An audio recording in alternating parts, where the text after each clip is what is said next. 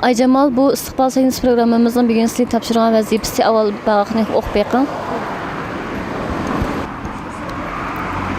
Ayjamal, siz ma'lum bir şirketga berib o'zingizning tarixiy kasbiy bilimlaringizni sinab ko'ring. Berib sinab baqaylikmi? Bo'ldi.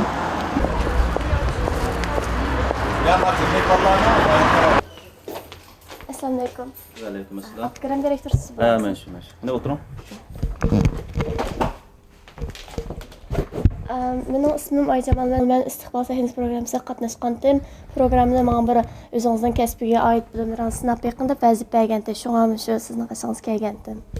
Ha, yaxshi bo'pti, ukam. Siz qaysi maktabda o'qigan? Men 2011-yil Anhui pedagogik universitetining tarix kasbiga o'tgandim. 1 yil maktab bitirdim. Yaxshi bo'pti. Undan so'ng biz mush yaqinda shirkatning kuchi nomli bir tarixiy film tarjima qilgan. Anda shu qanday ta'sirotga ega bo'ldingiz? Bir ko'rib boqamsiz. Bo'ldi.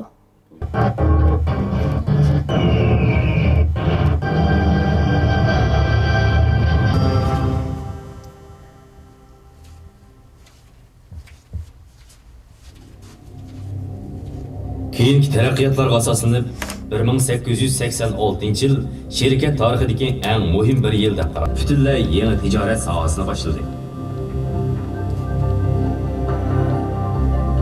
Georgiy ismen tunji bo'lib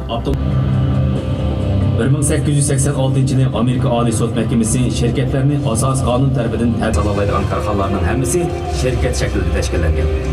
Baş direktor, men bayatın siz menga topilgan filmni ko'rdim. Ko'rgandan keyin mening his qilganlarimni hozir yozib chiqqandim. Endi tarix faqat o'tib ketgan ishlarni qaytalash emas, balki tarixdan hozir qarash. Endi bu shu tarix filmini ko'rgandan keyin ko'rishga bo'ldiki, cho'ng jihatdan aytganda bir shirkatning taraqqiyoti uning ishchi xizmatlarining turmush saviyasi bilan o'ng tanasib tuzdi deb o'ylayman. Shirkatning erishgan foydasi qancha cho'ng bo'lsa, xizmatlarning maoshi shuncha yuqori bo'ldi. Albatta, bu yana shirkatga ma'lum nisbatan yaxshi ta'sir etib keldi. İşçi şirketine erişken maaşının köpeşiğe erişip şu şirket için chin dil bilan xizmat qildi. İşçi o'zini boshqalar uchun emas, balki o'zi uchun ishlagandek his qildi. Ish unumi yuqorilaydi, yana aylanib shu shirkatning foydasi ko'paydi. Mana bu shirkat va xizmatchining foyda manfaat qonuniyati. Har qanday bir shirkat xizmatchisiz mavjud bo'lib tura olmaydi.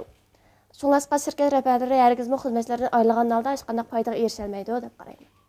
Bu tarixiy filmni ko'rib analiz qilganingiz nihoyatda yaxshi bo'pti. Men shaxsan nihoyatda rozi bo'ldim. Sizning shu tarixiy kasbda egallagan bilimingiz nihoyatda ilg'or yaxshi bo'pti. Men sizning shu istiqbol sahnasiga berib, o'zingizniki iqtidorini yaxshi joriy qildirishingizni, ham ko'nglingizdek bir xizmatga erishishingizni chin dilimdan umid qilaman. Rahmat.